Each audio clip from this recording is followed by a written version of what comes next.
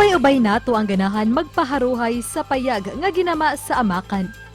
Daw, #nature feels kaayo ang imong bation tungod sa preskong hangin. Apan, gusto ba ninyong mahibaw-an kung giun sa paggama ug asagikan kining lokal nga produktong amakan? Kana ang atong hisgutan karong buntaga. Kay pakitunta sa proseso sa paghimo niini sa nailang Amakan Queen gikan sa Tudela, Camotes Island. Gawas ni ana, usab ibida ang ubang produkto nga ginamagikan sa kawayan na siguradong pang-international ang kalidad. Ato na siyang ila-ilahon. Atong makauban mga puso, gikan sa lungsod sa Tudela aron pasabot kanato ninilang panginabuhian sa kawayan ug amakan. Makauban ta karong buntaga si Queen May Dio Campo. Mayong buntag, Ma'am Queen, welcome sa GMA Regional TV Live. Mamahimo ba nga mag-greet nimo imong mga kaparyentihan ug mga higala ug sa mga viewers nato orong buntaga? Mayong buntag sa tanong viewers sa GMA Regional TV Live ug sa ako mga kaigalaan ug kaparentihan diha sa Sibunga ug diri sa isa sa Camotes. Good morning. Taga Sibunga de po ka, ma'am? Yes sir, naminyo lang ko og taga Tudela, Camotes. Dugay nakapuyo diha. Oh sir, mag 10 years. So way paglangay, Ma'am Queen, atong hisgutan kini inyong panginabuhian matong topic rong buntaga. Kumusta man, ma'am, ang panikay-sikay sa amakan? Medyo busy jud ron sir, kay daghan kay mig order. Kano sa man mo nagsugod ini nga negosyo, ma'am, o kinsa sab ang nagtudlo ninyo sa pagbuhat niini?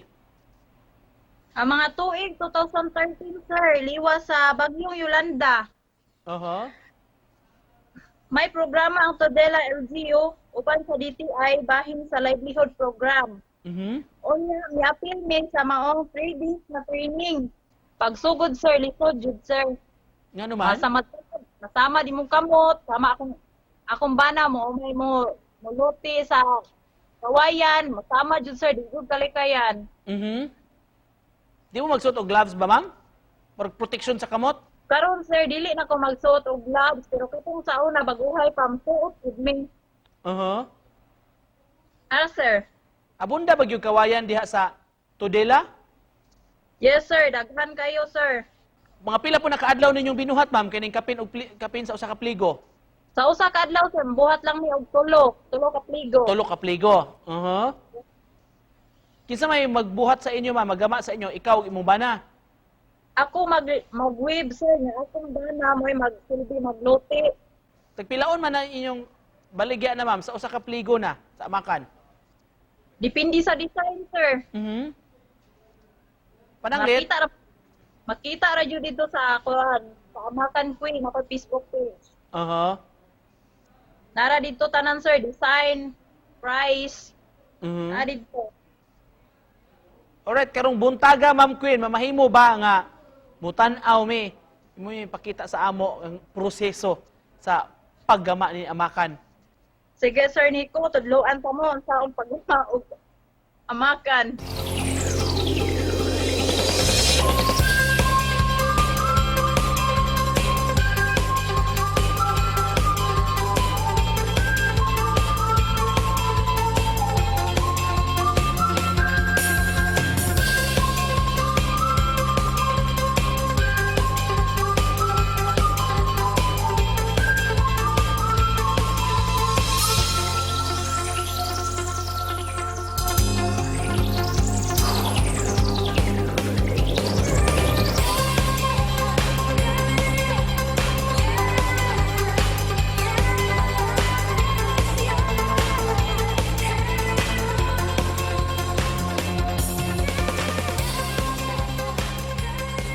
Gawa sa paghimo og amakan, ma'am, unsa pa laing mga produkto man nga inyong ginama gikan sa kawayan?